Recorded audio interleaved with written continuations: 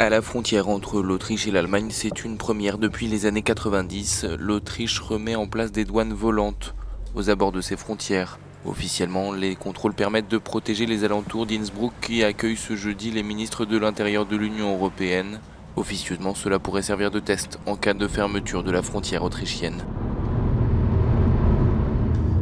Ici, juste devant nous, il y a des contrôles aux frontières. Si ces contrôles avaient lieu toute l'année, les conséquences économiques seraient désastreuses. 3 milliards d'euros pour la seule économie allemande à cause des contrôles systématiques.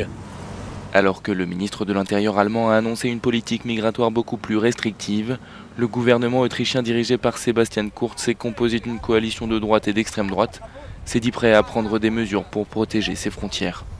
À la frontière autrichienne, les arrêts ne sont pas systématiques et le trafic reste fluide, même si les véhicules doivent ralentir jusqu'à 30 puis 10 km par heure. Innsbruck accueille une réunion des ministres de l'Intérieur européen. C'est pour cela que nous effectuons des contrôles aux frontières entre l'Allemagne et l'Autriche, mais aussi entre l'Italie et l'Autriche pour intercepter des éventuels fauteurs de troubles.